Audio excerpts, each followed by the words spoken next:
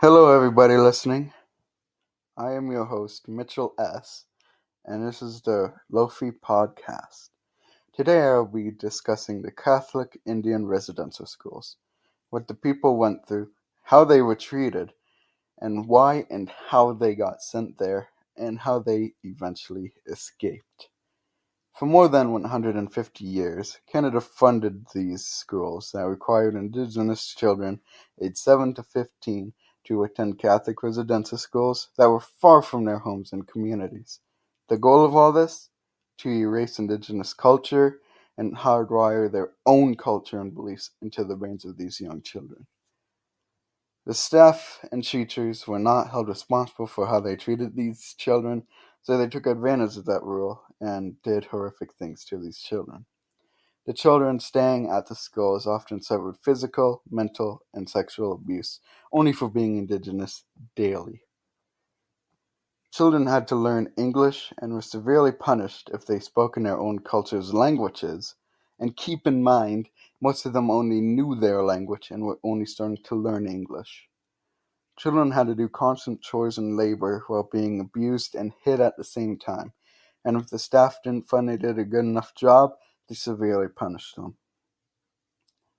Outside in the fields, bodies of Indigenous children were buried with no respect or tombstone.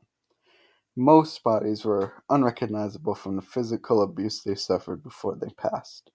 More than 10,000 children died from their abuse, and that's only the found ones.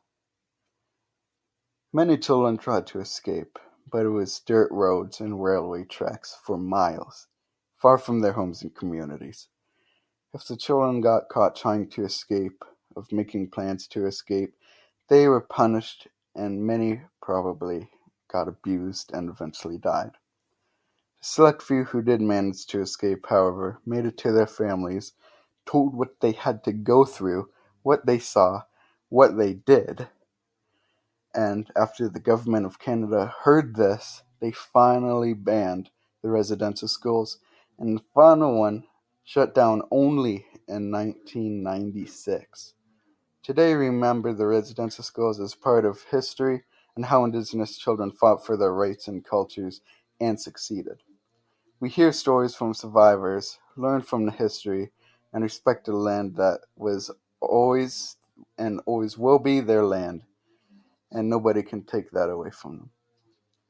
The Canadian Parliament passed legislation to create a national day of commemoration to honor residential school survivors and promote understanding of residential school history.